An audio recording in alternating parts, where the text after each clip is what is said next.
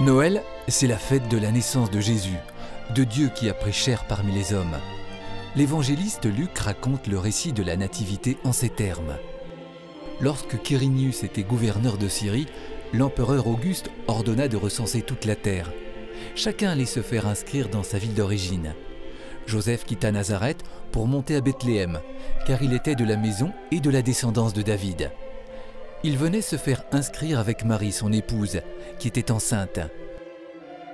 Or, pendant qu'ils étaient là, arrivèrent les jours où elle devait enfanter. Marie mit au monde son fils premier-né.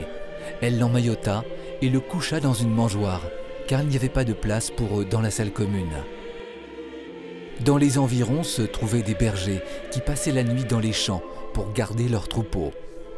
L'ange du Seigneur s'approcha, et la gloire du Seigneur les enveloppa de sa lumière. Ils furent saisis d'une grande crainte, mais l'ange leur dit « Ne craignez pas, car voici que je viens vous annoncer une bonne nouvelle, une grande joie pour tout le peuple.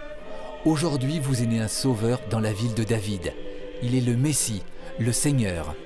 Voilà le signe qui vous est donné. Vous trouverez un nouveau-né emmailloté et couché dans une mangeoire. » Au milieu de Marie, de Joseph, le Sauveur du monde vient comme un petit enfant. C'est le mystère de l'incarnation. Vrai Dieu et vrai homme, Jésus a vécu tout ce qui fait la condition humaine, à l'exception du péché, pour donner aux hommes la vie de Dieu.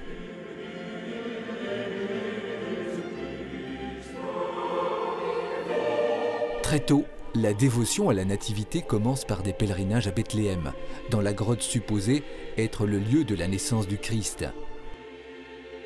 Dans les pays chrétiens, on installe des répliques de la grotte de Bethléem. Dans les maisons, des images de la Vierge et de l'enfant Jésus se répandent. En 1223, François d'Assise invente la première crèche vivante. Dans une humble grotte, un bœuf, un âne et Jésus présent dans l'Eucharistie. D'ailleurs, dans certaines traditions, Noël et Pâques sont intimement liés. L'enfant Jésus repose sur un autel pour signifier que Jésus accepte par avance le sacrifice de sa vie pour nous sauver. Au XVe siècle, de grandes crèches apparaissent dans les églises d'Italie. Dans les différentes régions, elles entrent dans les maisons, s'efforçant de traduire l'essentiel du mystère de l'incarnation. Jésus déposé dans une mangeoire est le pain vivant, descendu du ciel. Si quelqu'un mange de ce pain, il vivra éternellement.